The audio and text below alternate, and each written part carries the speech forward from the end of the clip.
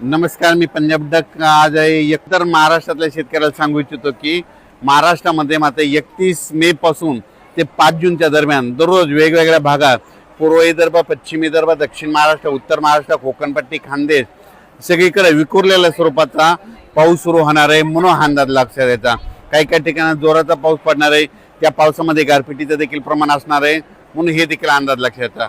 आणि महाराष्ट्रातल्या सर्व शेतकऱ्याला सांगू इच्छितो की एक सर्वप्रथम आनंदाची बातमी, महाराष्ट्रामध्ये 7 जून पासून ते 12-13 जून पर्यंत महाराष्ट्रामध्ये चांगला मान्सूनचा पाऊस येणार आहे म्हणून हा अंदाज लक्षात यायचा।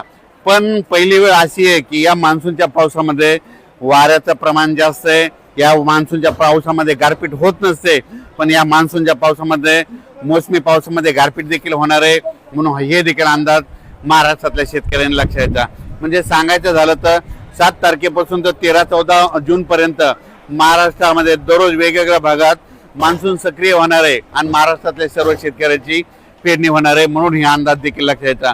पण या मोसमी पावसामध्ये सगळ्यात महत्त्वाचं एक आहे की या मोसमी पावसामध्ये की या गारपीट कधी नसते, पण या मोसमी पावसामध्ये गारपीट पाहायला भेटणार आहे म्हणून हा अंदाज देखील सर्व शेतकऱ्यांनी लक्षात येतात।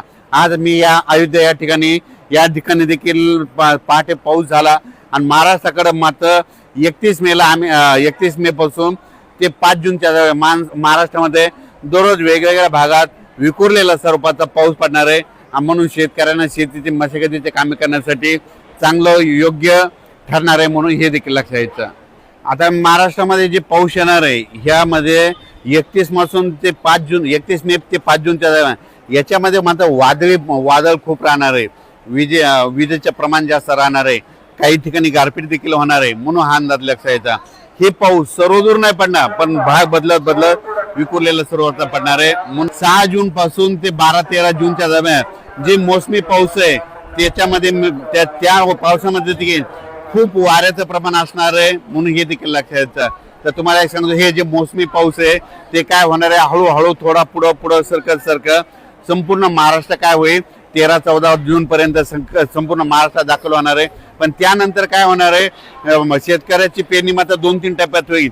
जे गडबड करतील त्यांची ईदभर ज्यांच्याकडे ओल जाईल त्यांची पेरणी काय होईल 10 जून पर्यंत 10-12 जूनला पेरणी लागल, काही जणांची 15 ते 20 दरम्यान पेरणी लागल आणि त्याच्यामधून काही जर उरले तर 25 जून ते 30 जूनच्या दरम्यान त्यांची पेरणी लागल आणि त्याच्यामधून जर काही उरले तर 10 जुलै ते 15 जुलैमध्ये एक पाऊस पडणार आहे, त्यामध्ये त्या शेतकऱ्याची पेरणी होणार आहे।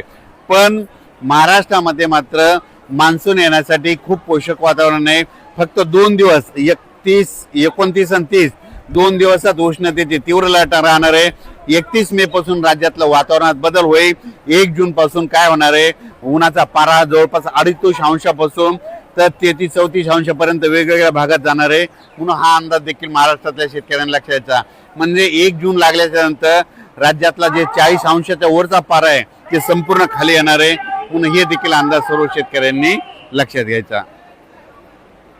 आपल्या महाराष्ट्राच्या बाजूला तेलंगणा, कर्नाटक आणि आंध्र प्रदेश ह्या राज्यातले सर्व शेतकऱ्याला सांगू इच्छितो की तुमच्याकडं महाराष्ट्राच्या अगोदर तुमच्याकडे मान्सूनचा पाऊस दाखल होणार आहे म्हणून हे देखील लक्षात यायचं। त्याच्यानंतर मध्य प्रदेशच्या शेतकऱ्याला सांगू इच्छितो की आता 29-30